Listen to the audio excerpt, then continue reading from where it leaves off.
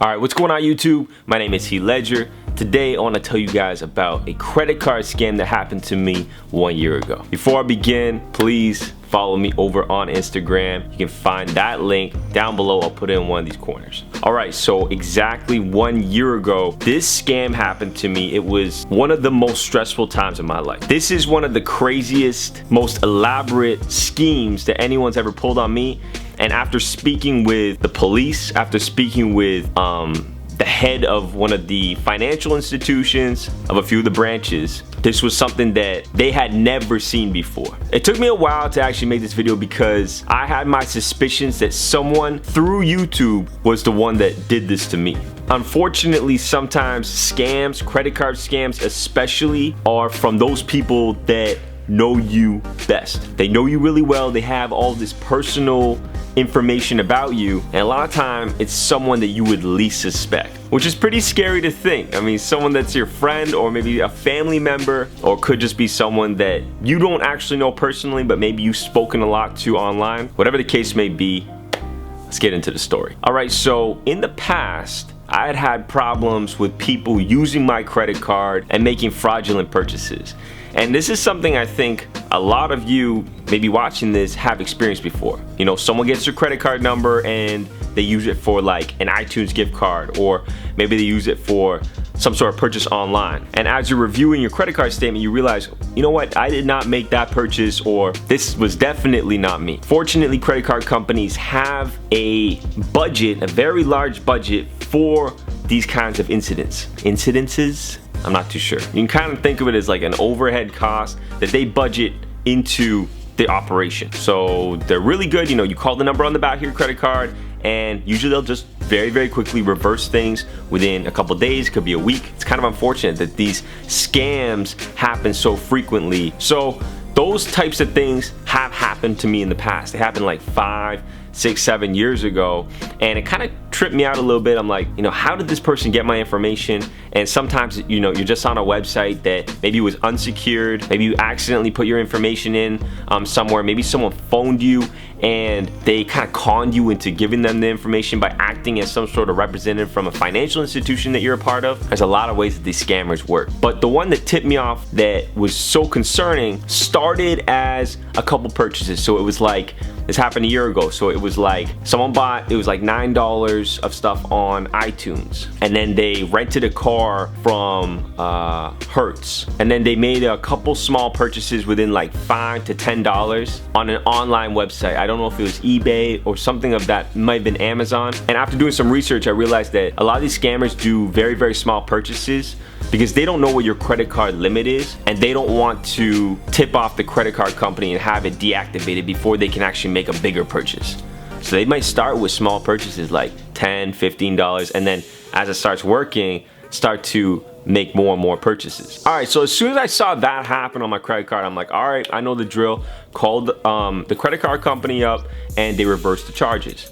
About a week later, the same thing happens again. You know, same series of purchases, and I get really creeped out because I'd already shut down that credit card, requested a new one. The new one had these problems. So I'm like, okay, someone has my information. They're really figuring me out. I'm gonna put a pause on the credit card right now, and you know, just really monitor my spending. Make sure that, and just maybe deal with cash for now. It was about 2 or 3 days after that my actual debit card and my debit account, which is separate to your credit account, was being used as well. So someone was using my debit card now in my checkings account to make purchases. And I'm like, none of that shit was me. I did not make those purchases. And these were happening in my city. This was happening in my city of Toronto. So it was super creepy at that point. And then when I looked at my account a bit closer, I was literally at this point on the phone with my financial institution. And I was like, they're not only making purchases, but they've actually made changes within my account. These scammers actually changed my checking account to one where I was earning more interest. They ended up changing my savings account to also do the same, and then they invested some of my money into mutual funds. So at that point, I'm like, what is the benefit of these people? Like, why would they be doing that? Why are they actually helping me in the account? So I'm super freaked out at this point, and the my bank told me, you have to call the cops, you have to open a report. Like, this is really, really scary, because this isn't just a transaction you can just do online. Like, they need to actually talk to a representative. So I filed a police report, and then I went to the bank where we understood that these transactions were taking place. And when I spoke to the manager there, they were aware that someone had actually physically gone into the bank, acting like me, having all of my information, name, address, all my passwords, passcodes, and they were able to schedule an appointment with a financial representative to not only withdraw some funds, but literally impersonate me, act as me, and then do some investing at the same time. So I was beyond freaked out at this point when I heard that news, because they said the only way they would have been able to do that is if they had a photo ID, a driver's license. And the conclusion that we came up with is someone actually created a license of me with all of my information, a fake driver's license, and went into a bank and impersonated me. So you could imagine that my life was very, very stressful at that point. I had to shut down everything, all my checking, my savings, all my any of my investments. I had a lot of things attached to that account that were being pulled from, if you're paying bills and all that. Huge mess. Credit cards were shut down. I had no way of accessing any of my funds for over a month. I was working at that point. I just started working with Foot Locker, so they couldn't even pay me because there would be no account that they could put money into. I had to borrow money, and I was paying cash, and I had to like get to work, and I was using an Uber, but like someone else would call the Uber for me. It was like crazy, and it was scary,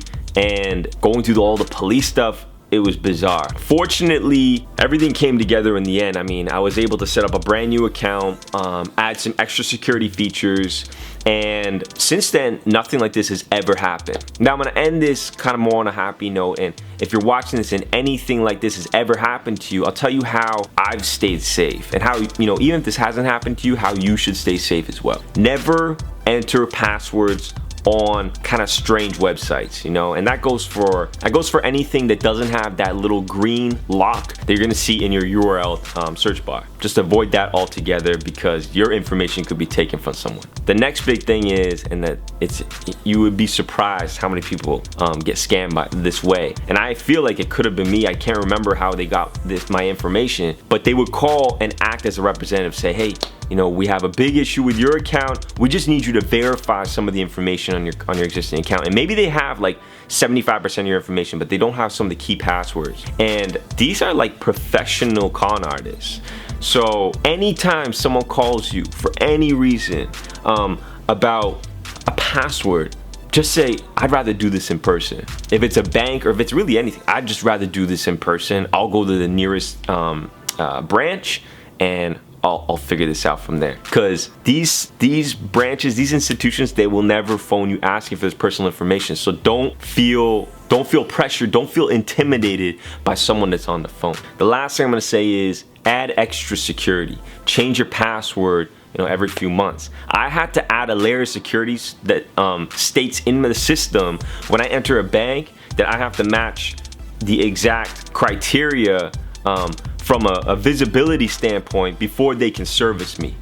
I also have to give them a verbal password before they can service me. And if you're maybe a little curious, you can ask and add that layer of security if you want, because you gotta be safe. It's crazy. Anyway, I hope this was entertaining, and I hope none of you guys really had to ever experience anything like this. It was definitely kind of a frightening experience. If you guys liked the video though, and you enjoyed the story, hit me with a thumbs up. Let me know in the comments down below what you thought. If you went through anything like this, I'd love to hear it too. I'm always available to talk. Email is down below. My name is Heat Ledger. Peace.